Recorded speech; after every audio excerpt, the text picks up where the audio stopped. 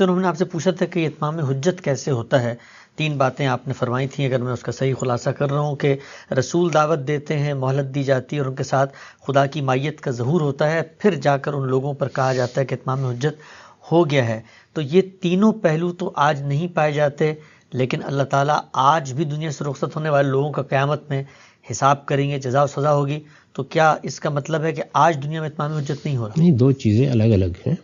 اللہ تعالیٰ نے اتمام حجت کا کئی پہلوؤں سے اہتمام کر رکھا ہے. ایک وہ حجت ہے جو ہمارے باطن سے ہم پر قائم ہوتی ہے. اللہ تعالیٰ نے اس کا حوالہ دیا اور سورہ اعراف میں بتایا ہے کہ جب تمہیں پیدا کیا گیا تو اس سے پہلے تم سے ایک عہد لیا گیا تھا. اس عہد کی یاد تو محو کر دی گئی ہے، لیکن تمہاری فطرت میں وہ عہد پیوست ہے، اس لیے ایک حجت اس کی بنیاد پر قائم ہوتی ہے.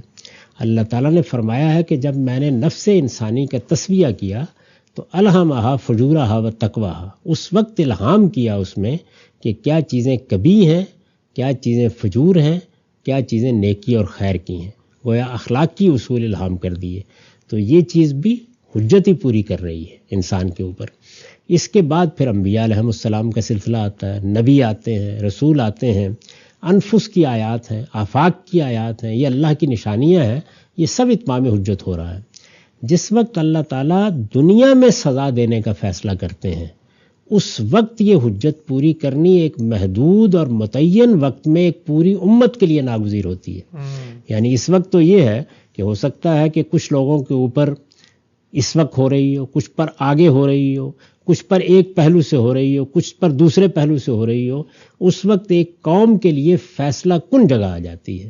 اس میں اللہ تعالیٰ نے یہ اہتمام کیا ہے کہ وہ اتمام حجت جس کے بعد میں دنیا ہی میں سزا کا فیصلہ کرتا ہوں، وہ اس وقت تک نہیں ہوتا جب تک کہ میں رسول نہ بھیج دوں، وہ براہ راست کسی قوم کو دعوت نہ دے اور اس کے مخاطبین کو اتنی مہلت نہ ملے کہ وہ رسول کو دیکھ سکیں، سوال کر سکیں، اس سے اپنی بات زیر بحث لا سکیں، اور پھر اس کے ساتھ خدا کی مائیت کا ظہور ان کو نہ دکھا دیا جائے. یہ تینوں چیزیں جب ہو جاتی ہیں تو فرمایا کہ پھر اس درجے میں حجت تمام ہو جاتی ہے کہ دنیا ہی میں سزا کا فیصلہ ہو جاتا ہے.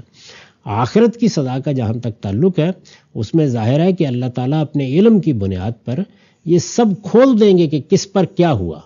وہاں پر کوئی ایک پوری قوم کی سطح پر فیصلے نہیں ہوں گے، فرد فرد کی سطح پر فیصلہ ہوگا. جنگل میں رہنے والے کے ساتھ کیا ہوا، تمدن میں رہنے والے کے ساتھ کیا ہوا، بوڑھوں کے ساتھ کیا ہوا، بچوں کے ساتھ کیا ہوا، بڑوں کے ساتھ کیا ہوا، عورتوں کے ساتھ کیا ہوا. وہاں ہر شخص کا فیصلہ اس کے علم، اس کی صلاحیتوں کے لحاظ سے ہونا ہے. یہاں ایک پوری قوم کا فیصلہ کرنا ہے. تو یہ جو خدا کی عدالت زمین پر لگتی ہے، یہ اس کے لیے شرائط ہیں جو بیان کی گئی.